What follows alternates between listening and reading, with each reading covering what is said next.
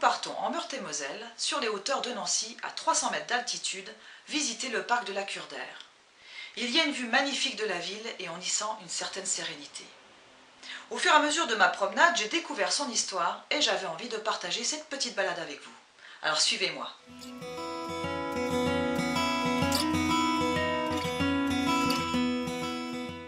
L'ancienne maison de convalescence et la chapelle désacralisée, propriété de la ville, sont louées. L'École nationale d'application des cadres techniques s'y installe jusqu'en 1998, remplacée depuis par les écoles de Condé.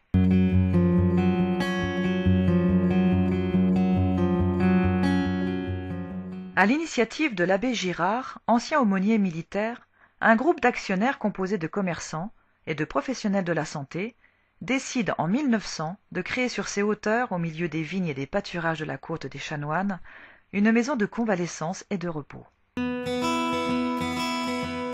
La Cure d'Air Saint-Antoine, dans les articles parus dans la presse locale, met en avant l'air pur, l'hydrothérapie, le calme et l'alimentation saine qui constituent alors les meilleurs remèdes permettant de recouvrer très vite une santé fleurissante.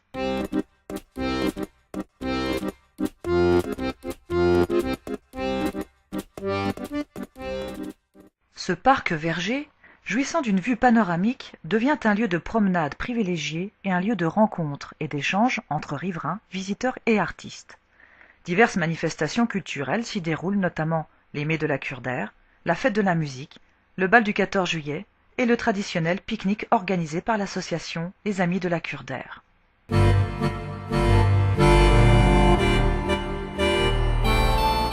L'écrivain régionaliste Émile Badel écrit en 1903 dans les rues de Nancy.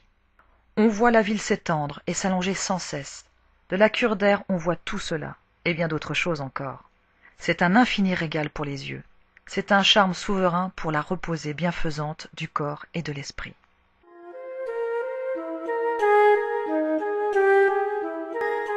En 1904, les actionnaires de la Société anonyme de la Cure d'Air Saint-Antoine, alors propriétaire du parc de la Cure d'Air, décident de réaliser un funiculaire pour faciliter l'accès au parc. En service de 1905 à 1914, ce funiculaire relie le cimetière de Préville au parc de la Cure d'Air Saint-Antoine. Sa fermeture définitive survient peu de temps après le début de la Première Guerre mondiale.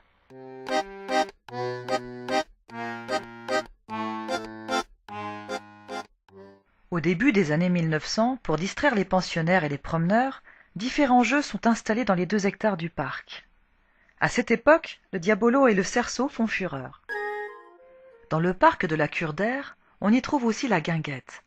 Dénommé à l'époque hall buvette ou hall buffet, ce bâtiment singulier construit entièrement en bois est inauguré le 8 septembre 1901.